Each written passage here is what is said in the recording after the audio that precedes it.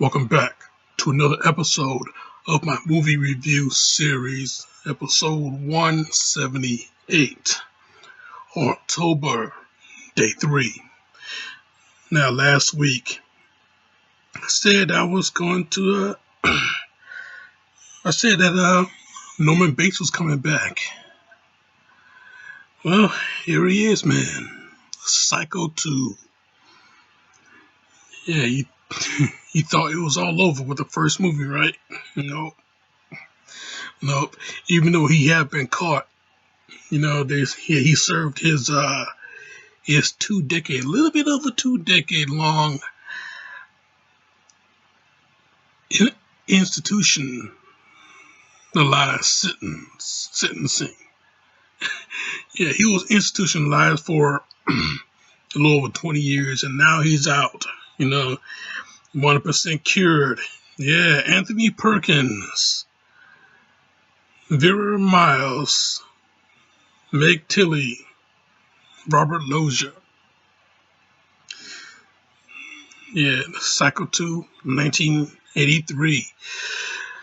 I tell you, man, this movie, it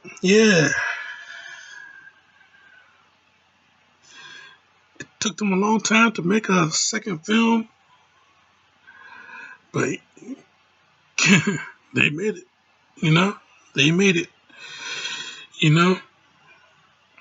I guess, you wanted more, now it's here. Psycho 2.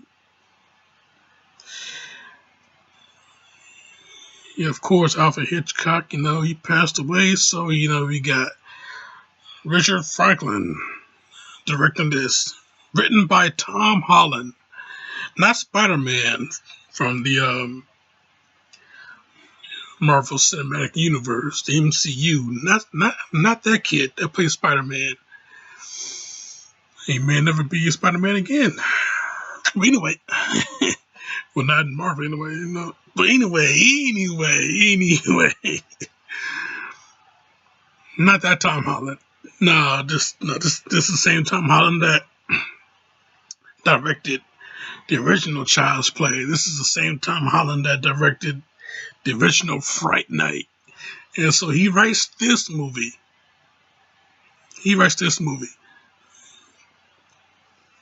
And he pretty much, in his way, paid homage to Alfred Hitchcock and the original film.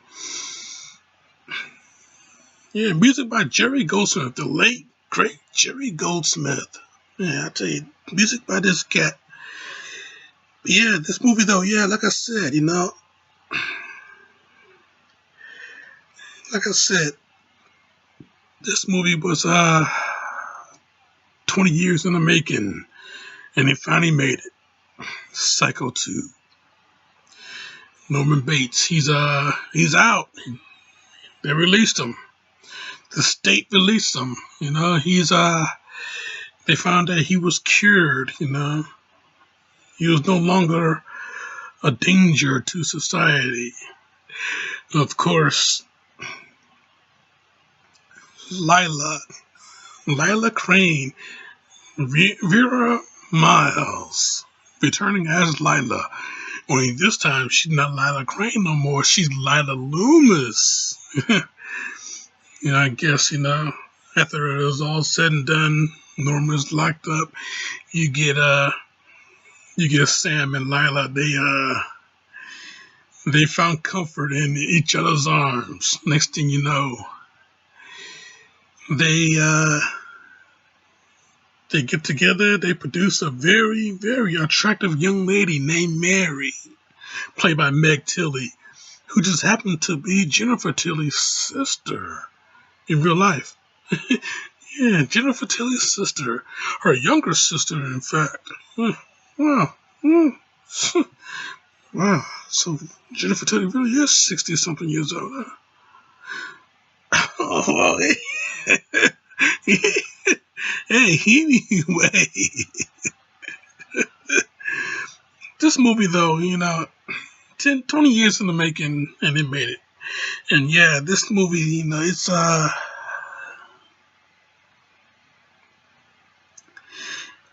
It's not a disappointment either. It's not a disappointment. As a matter of fact, yeah, this movie, it is 100% worth a watch. Just watch it and watch it. You know, you get into it because the suspense is really getting to you, and then you start questioning, where are we going with this story?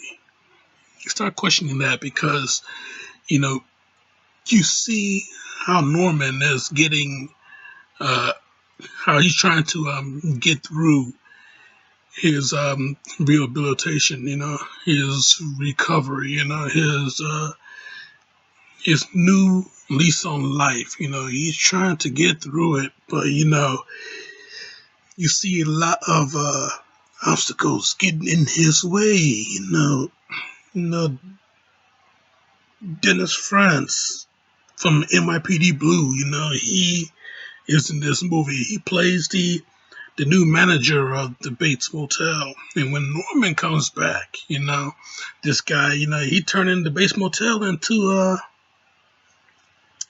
pretty much a sex shop. The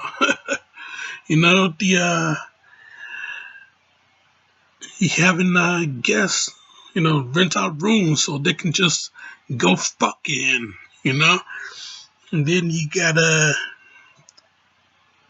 contraband all over the place and drugs and shit. Norman, he sees all this, and Dennis Franz's character, what's his name? What's his name in this movie? Toomey. Yeah, Toomey, I think,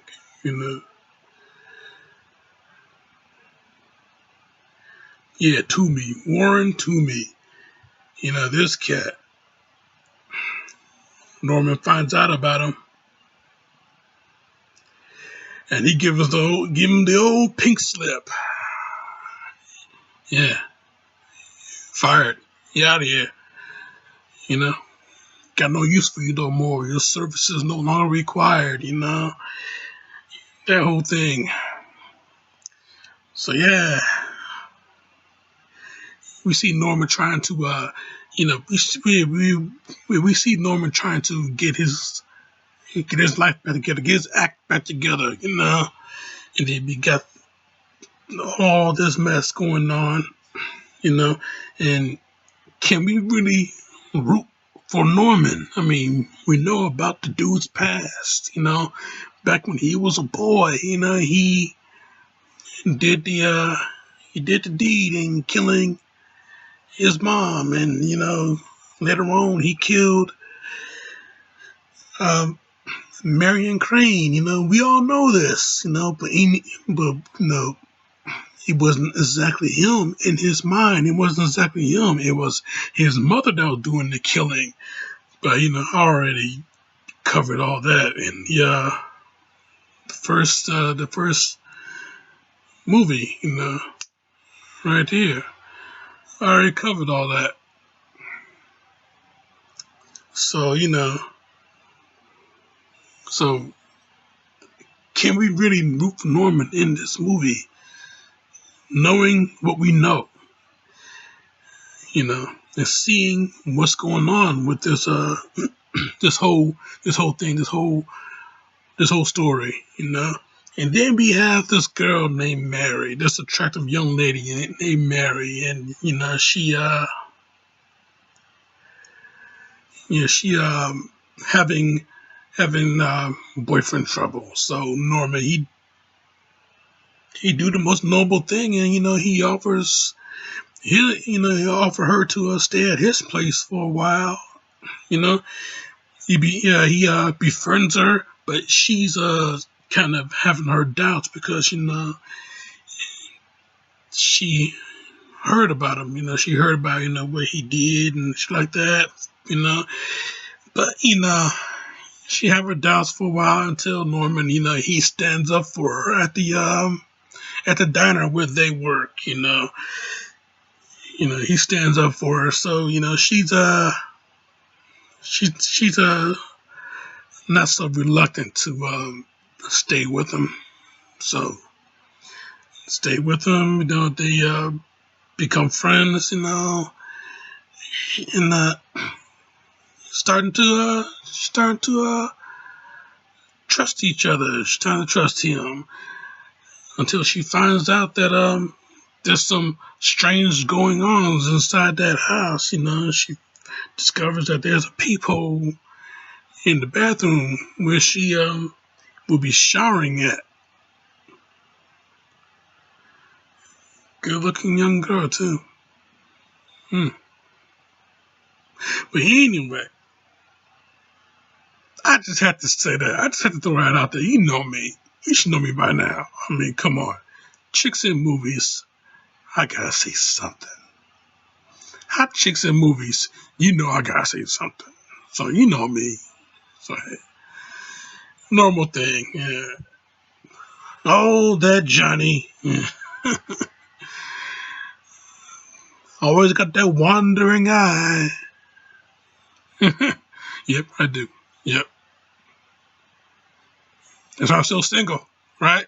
But anyway, they start to trust each other, and until she's discovered that there's a peephole in the bathroom that leads to mother's old bedroom. Norman, he's starting to have mental episodes of mother calling him on the phone, and even though there's no one else on the other line, which is very strange. No one on the other line, and somebody's calling him on the phone. How can the phone ring and there's nobody else on the line? Unless there was somebody on the line, he picks up, and maybe the person on the other line steps away, and you get to hear the ongoings, because in Norman's head, mother is still talking to him, So, getting a lot of craziness going on in this, not only in the house, but also with Norman. Is Norman really normal?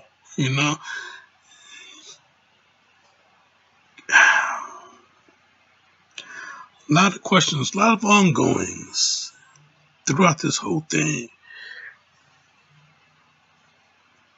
And what's the deal with Mary? There is something about Mary in this movie. Well, we find out that, a little bit earlier, a few minutes ago, I said Mary Loomis. Now, obviously, there's a tie-in between her and Lila. Yeah, they're mother and daughter. Of course, I did cover that. I'm just not realizing, what's going on in my mind? Am I really normal? Are we really who we say we are? Well, anyway, anyway, yeah, Lila and Mary, they're mother and daughter. And apparently they're in cahoots with each other and trying to make Norman go crazy again, so Lila can get Norman back into the crazy house, the insane asylum, the institution, the loony bin, which is my favorite word. Yeah, she wants him back into the loony bin, the funny farm. A lot of funny nicknames, a lot of crazy nicknames for a mental institution. She want him back there. So she's doing everything she can, even having her own daughter sabotage this guy, and he's been nothing but nice to her. And that's the thing. She went along with it until she decided not to go along with it. She wanted to sever the ties with this whole cockamamie plan because everything that he is doing for her, you know, she is not really paying him back for it. So she gonna try everything she can to pay him back and pretty much get caught up in this whole thing altogether. But yeah, Lila, she got the plan to do it all by herself, and she sneaks into the house basement, the cellar, the basement, whatever the hell you want to call it. She sneaks down there, and she got this little spot, spot that she pretty much made out for herself, where Mrs. Bates, Norma's clothes, is that, you got the other clothes, the wig, and the knife. Now, a series of murders start up again, and there's this young couple. They're going to sneak down into the basement so they can get high and have sex. Well, they encounter Mother, so we think that they encountered Mother, but only the girl gets away.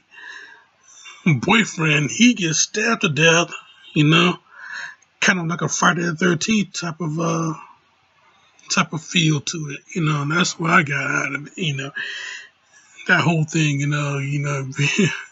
even though there was no first person viewing, and no POV shot, there's none of that. It was still kind of a nice little Friday the 13th original Psycho type of feel to, when a boyfriend gets murdered. So that goes on, and then you got Toomey, Norman, he fires him. Toomey, he didn't take it very well. He he being very defiant that he going to start some shit. So he comes back to the motel to get the rest of his things. Next thing you know, he gets off with a knife. He gets off with a knife, dump his body into the trunk of his car, and dump the car into the swamp that is back behind the house. Of course, we all know that from the first movie. So yeah, I tell you, with all of this going on, and Norman, he's getting these weird phone calls, and nobody's being on the other line. And then we got Mary. Are we right to doubt her, or are we right to see? Is she trying to help out Norman? Is she helping him, or is she against him? Is she with him, or is she against him? Well, the big misunderstanding goes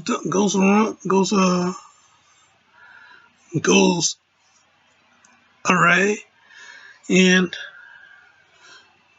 it is Mary at the end. Spoiler alert. She is fingered for doing all of the murders.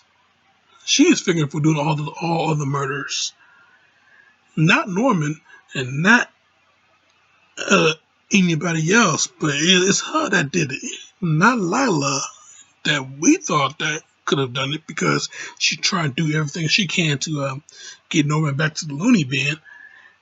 But, since she gets killed, was it Mary that did it, or was it somebody else? It wasn't Norman that did it,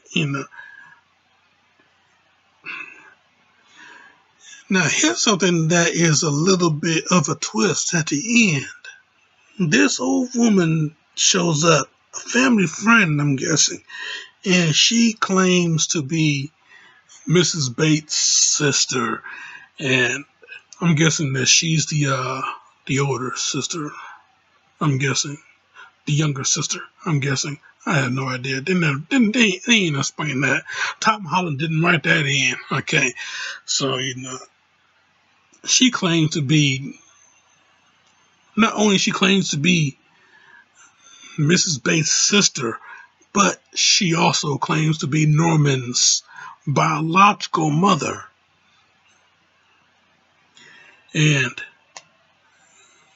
she wasn't right in the head, so she got institutionalized while Mrs. Bates is the one to adopt her and make her into her only son. So I guess Norman didn't buy this shit at all. He clocks the old lady, what's her name?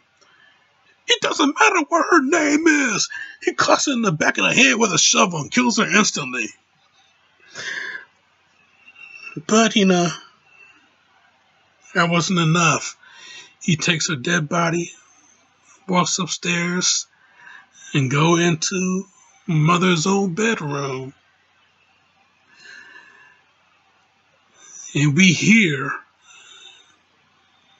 voiceover, of course. We hear Norman talking to Mother. And we hear Mother, Norman speaking in Mother's voice. We hear all of these things. And it looks like the Bates Motel is back in business. Hit the lights. 12 cabins, 12 vacancies. Norman at the top of the stairs before he goes down and start up the business. He's outside the house, top of the stairs, and we get that real cool silhouette shot of him and the house, that eerie looking house, how it looks at night. Not as eerie as Amityville house. I mean, that house is fucking scary at night because it's got those eyes. But, we got the Bates house. How that looks at night. And we got this real cool silhouette shot, and the mother's room is the only room that is lit up.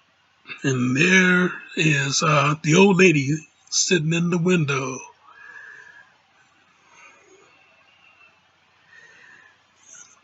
Yeah, Bates Motel back in business, baby. So yeah, the beds will be fresh. Cabin 1, Norman will be hesitant to choose from. So yep, that's what we get from Psycho 2. This movie, though, I tell you, man, boy, I tell you,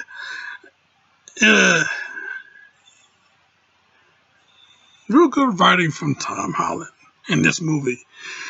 Real good music from Jerry Goldsmith in this movie. I mean, he did not even attempt to do a do-over of the original score. Tom Holland did not attempt to do a do-over of the original film.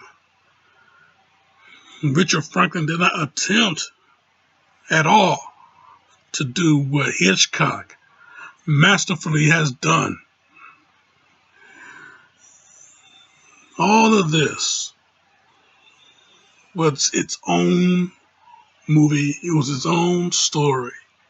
All of it. It was molded and shaped to be its own. and it was a very good sequel to the original. Very damn good sequel.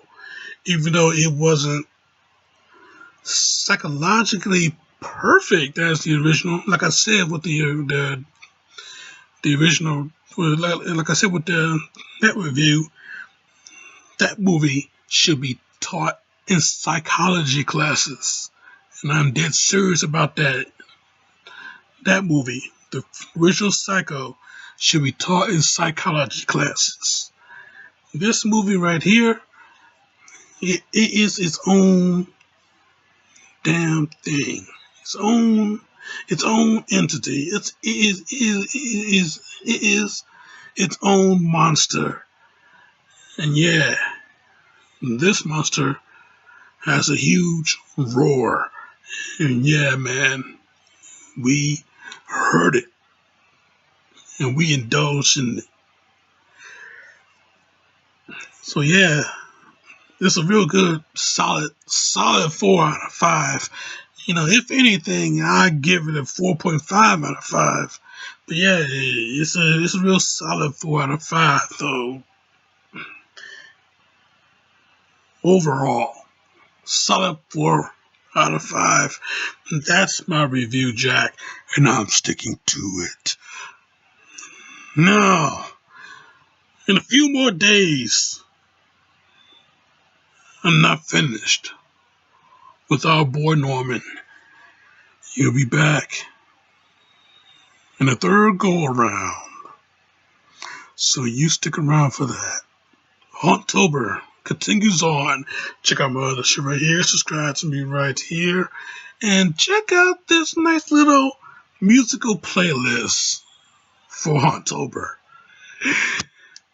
Updated yearly. So throughout this month, I'll be adding a few more songs to that particular playlist, to this particular playlist. I'll be adding a few more songs. So yeah, but in the meantime, in between time, Jack, this show is off.